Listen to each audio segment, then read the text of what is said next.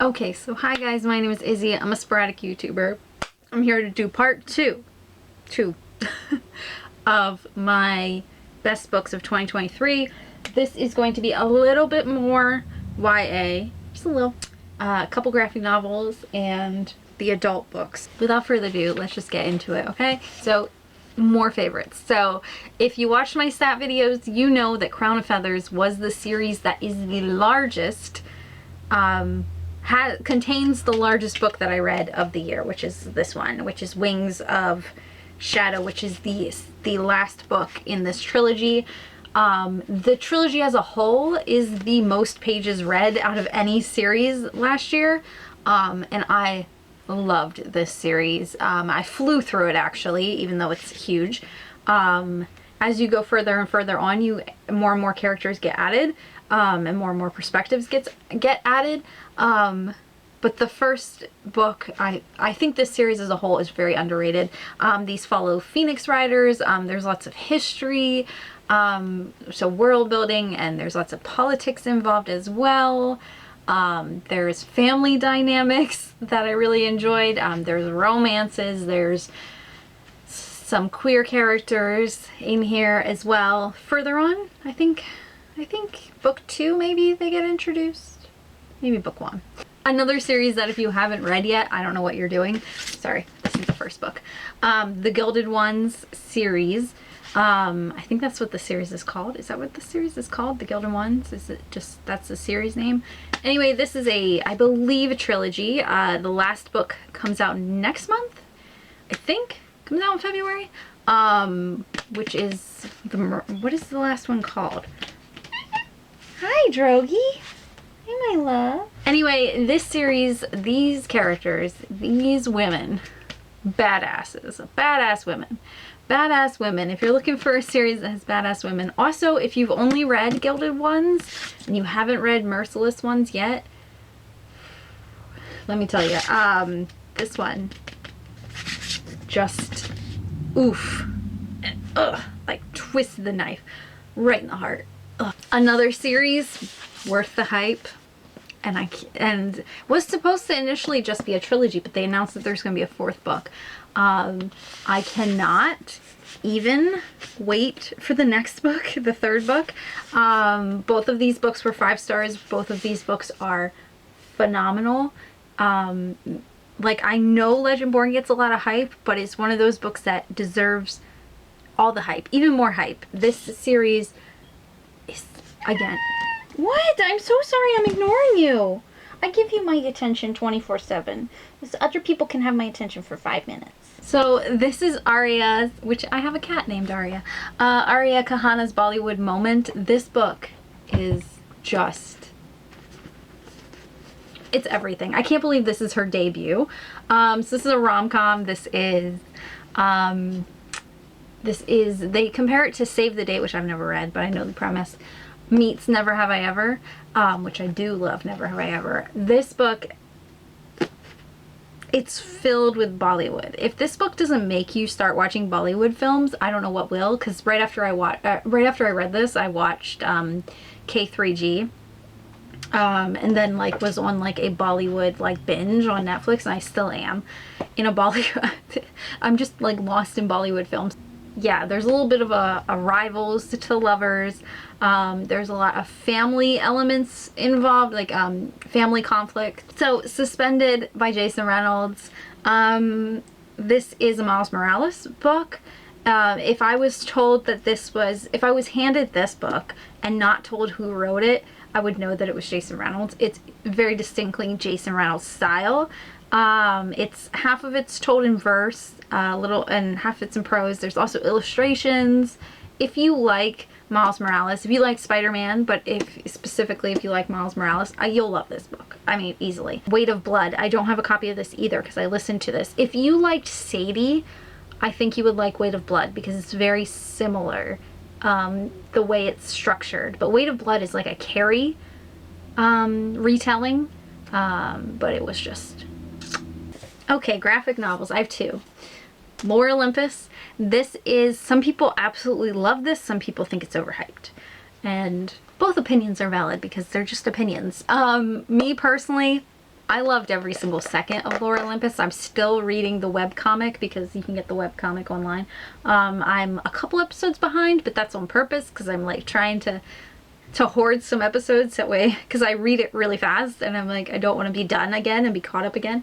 So I'm kind of waiting a little bit, but I love this webcomic. This is a Hades and Persephone retelling, but and so it's got, you know, lots of mythology, lots of Greek mythology, but I think my absolute favorite thing about it is, well, check your triggers as well, because there's a sad theme, but some stuff, there's some stuff, but I think my favorite thing is the color scheme of these books. Like, I don't want to spoil anything by showing you something that you shouldn't see, but the color scheme of these books, and I mean this webcomic in general, the color scheme is just gorgeous. The way the panels are set up is just, this is graphic novels at its finest, at least style-wise, even if you don't like the content. I personally love this series, but even if you don't love the content, I think the style, at least, is just one of the most banned graphic novels in the US right now. Flamer. This book is phenomenal. I will scream from the rooftops about this book till the end of time. If you follow me on Instagram, you know I did a little rant about this book recently because it is being so banned and so challenged in the US because it is YA. But the reason people are banning it is because they get to page, I believe it's like 23. Yeah, like they get to page 23 and they're making, these teenage boys are making wiener jokes and homophobic remarks. And then people say it should be banned because of that. And if you don't think that teenage boys talk like that, you've been living under a rock. And also, the whole theme of this book, the whole entire theme of this book is how absolutely horrible that language is and how detrimental those words and talking like that and making those kind of jokes can be to queer kids, to the point that they don't want to be here. I'm trying not to get choked up because this book is so good and it matters so much. It says right here, this book will save lives, and I firmly, with my whole heart, believe that. So, to the people that are trying to ban this book, you suck, and you don't know how to read clearly, or you don't know how to read comprehensively, because the whole theme of this book is that that language that you're trying to ban the book for is bad, because it is bad, and that's what this book is about. Okay, so we're getting into adult, so the only thriller that I think I read this whole year almost, but Tell Me by Anne Fraser is a sequel to Find Me. It's not surprising that this is on my best of list. Every single Anne Fraser book is a 5-star rated for me. I absolutely love her. If you like thrillers, this is my girl. But this is no exception to the rule. I am behind on her books for the first time ever, though. Hi, my love. What'd you bring me? He brought me avocado toast. I'm serious, he brought me avocado toast. It's a little chewed up, but some of these are series. These are just series books. I've talked about these series before, but I still really love them. The Dark Olympus series is not my favorite Katie Roberts series, but I still really enjoy this series a lot. So next, of course, I've talked about this series already. This is a Never Ever series. Oh, I forgot to mention, these are dark romance. I would consider mythology-ish based, but I would consider them a little bit darker romance. These are definitely dark romance. These are like your favorite like villains twisted into being love interests, basically. Scarred is still my favorite, and it's based on how Scar from The Lion King is basically the love interest. But I mean, they're people, they're not lions, that, you know, but anyway, whatever. Crossed is loose, these again are loosely based as well. Crossed is loosely based on Esmeralda and the preacher from Hunchback of Notre Dame, but he's much younger and he's kind of a little psychopath. Yeah, so I think this is my second favorite of all the series. This whole series is really good. But again, dark romance, so check your triggers. Oh, and then Emily's bestie as well, Savar Miller. Everything Savar Miller writes I enjoy thoroughly. Again, dark romance.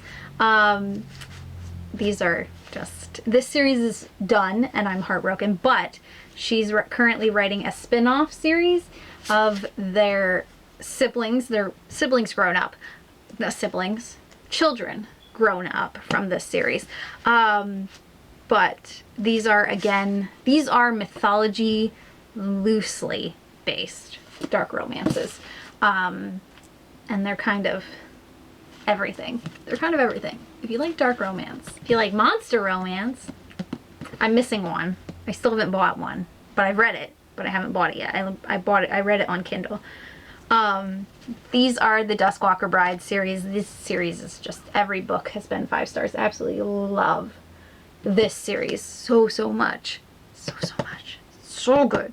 But anyway, this whole series, I've mentioned it before, but yeah, this series is still one of my absolute favorites.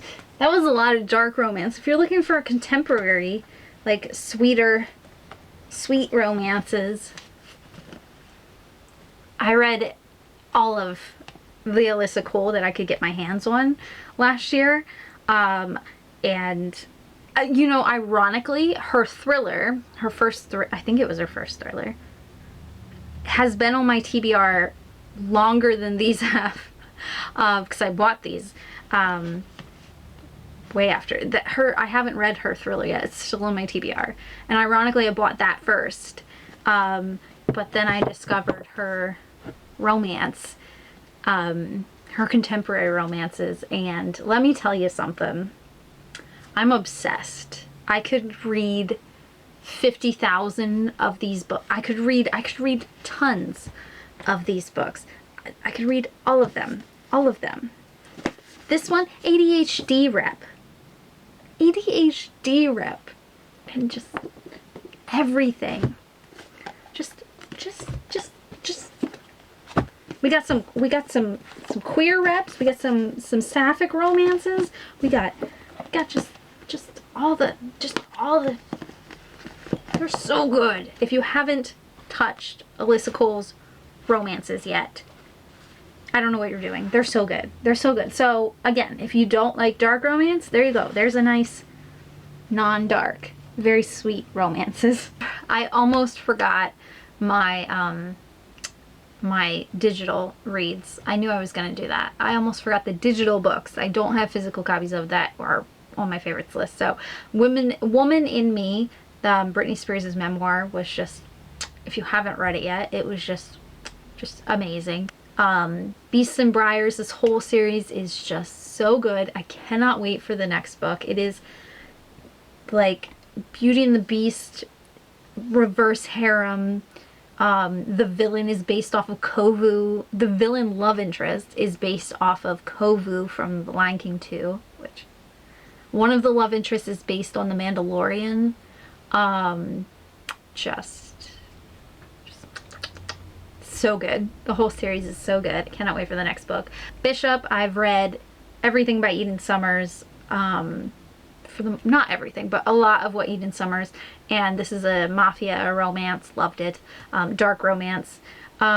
Shades of Sin monster romance series has been awesome. Ensnared, I wish there was more to this series. There's supposed to be another book coming in this series, but I don't know if it's going to be. Basically monster alien romance. We're back into dark romance. Sorry. Sorry not sorry. So Club Patel, these are sapphic romances. They are dark romances. They all have different, they're technically all standalones, but they're all in the same world. You know how romance likes to do that, with all of that. Like technically you could read them alone, but yeah, they're all dark romances, but they all have like themes that y'all know in love and romance, I'm sure. We have age gap. This one's an age gap romance between the son's girlfriend and, oh, by the way, these are all centered around a BDSM club. I forgot to mention that. BDSM. But this is an age gap romance between the son's girlfriend and his mom. It's so good. This one is a stepsister romance. This one is a stalker romance. The one I do not have is an assassin romance.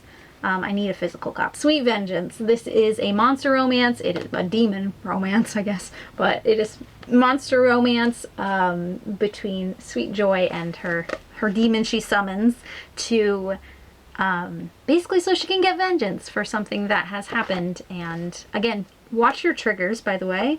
But I was rooting for her, and the romance is really kind of sweet, actually, between her and this demon.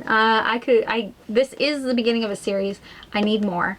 This one just came out last year, and I'm dying for more. I have a few more of her books, I believe, but I haven't touched any of them yet because I'm like dying for the next one in this series. This book was my favorite book of the year, and then the book that ended up being my favorite book of the year bumped it out. Sorry, not sorry. But Grim Reaper's Lawyer by Mia Monique. This is so good. I love this premise of this book. This is so, it's unique, and it's just good. So this is a romance as well, adult romance, but also fantasy elements. So she dies. She's a lawyer, and she dies, and she has very much like a me type attitude, by the way. But she dies, and the Grim Reaper is like, hey, you can either be my lawyer for this case in the afterworld, whatever, or you can go to purgatory forever, or you can go to hell. Sorry, you can go to hell forever. And she says, bitch, send me to hell. But it goes from there. But so good. So good. I loved Joyce. Related to her way too hard. Okay, my favorite book of the year, hands down, and I've already read the sequel because the sequel came out this month, the beginning of this month. I read the sequel, inhaled it. I need a physical copy of it. I don't have a physical copy of it yet, but I inhaled it. Yeah. And that book might also be on my favorites list next year. But guys, this is another monster. I would consider it a monster romance, but it is so sweet. Yes, there's smutty stuff going on, of course. It is an adult romance, but it is so fucking sweet. Like, these two characters are everything. So this is Berries and Greed, if you can't see the title. But this is Berries and Greed. It's just really sweet. Both of the main characters have like their own kind of traumas that they're dealing with. They're trying to like work through, and the way these two characters like connect, and just how sweet and understanding they are of each other, and the romance that blossoms, and the spicy scenes were just delicious. But this whole series, I can tell, is going to be just it's gonna be a good one. Like I said, like, I read the sequel and I loved it just as much as this one. I think is still like my absolute favorite, but the other book ended up being a 5-star read as well. But this is just, I loved it. It was so, like I said, and it's thick. I was talking about it on a live show, I think, with Kay Kelly and Shannon. Like, this book is over 500 pages, and it's a romance. But like, even the scenes where like not much is going on, it's still just so good. There you have it. Those are my best books of 2023. That's it. I'm gonna go now that I've exhausted you with 2 long videos. I will see you in the next video, whatever that may be. I don't think I'm gonna do a worst of video because there really wasn't that many books, and I'm not really mad at a lot of books since this year. Like, there were some crap ones, but nothing extreme, and I just don't feel like I have the energy to bash books. So, I mean, if you desperately want one, I will give you one, but I don't think I'm going to make one unless it's requested. But anyway, I'll see you in the next video, whatever that is. I don't know what to do in my next video. I don't know what to talk about in my next video. It'll probably be a wrap-up, honestly, because we're getting to the end of the month, and I'm going to try to do wrap-ups now. See how long that lasts. I give it a month. I'll see you in the next video. Peace. I'm out. Bye.